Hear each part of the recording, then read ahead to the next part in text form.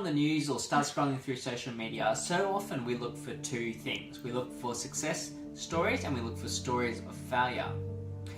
And while stories of success, they inspire us, they give us hope that we too can achieve success in some area of our life, whether that's in wealth, whether that's in our romantic relationships, or whether it's in leaving our mark on the world.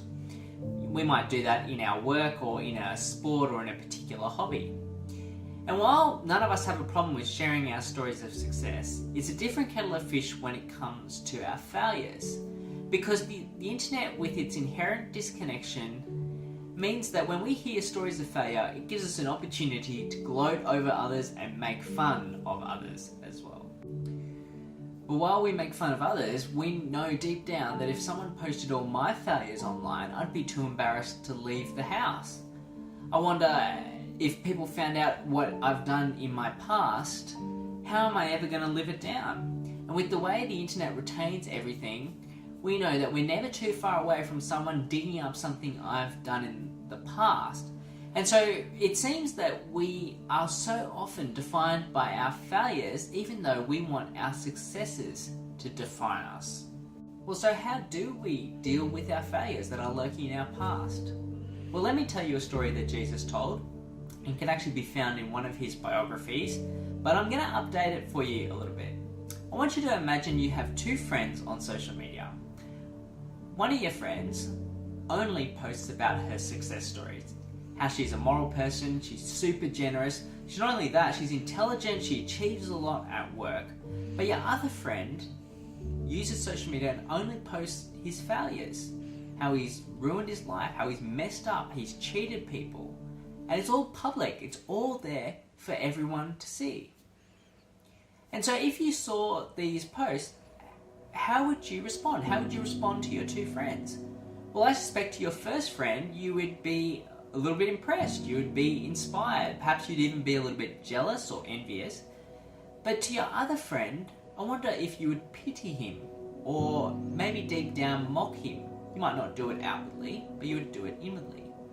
But what would Jesus do if he saw these two friends' social media posts? How would he respond? What would Jesus say to your first friend? He'd say, well, that's great, but you're probably not telling us everything. And the thing that she's hiding is actually probably her failures. And it's actually the failures that causes us to fear others. We fear being judged. We fear the very things we do to others.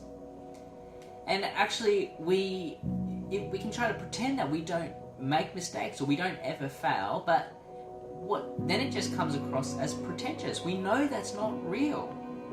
And actually, we see through that. Jesus sees right through that.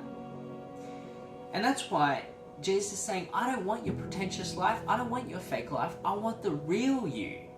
For our second friend, well, Jesus would say, hey, look, it doesn't matter what you've done in your past. It doesn't matter what other people think of you. It doesn't matter how much dirt gets thrown on you. Actually, Jesus loves us irrespective of what we've done, good or bad.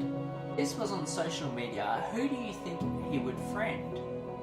Well, he's actually going to friend your second friend, because he accepts us whoever we are and whatever we've done. He actually accepts us and gives us a new life where our failures don't define us and we don't need to live in fear of it. But perhaps you think, well, why should I care about Jesus' friendship anyway? See, Jesus is actually one of the most influential, one of the most famous, you could even say successful people in the history of mankind. But if you look back on his life, it's actually a very strange life. He worked as a carpenter, he wasn't a millionaire, he never got married, and he was essentially homeless. And in the end, he was executed as a criminal, and publicly at that. It's actually one of the most famous executions in all of history. And yet, Jesus came to earth so that we could be forgiven of our failures, so that our failures would not define us, whether we choose to broadcast them or not. See, the reality is that if you try to impress Jesus with your success, you're just going to fail. But if you share your failures with Jesus,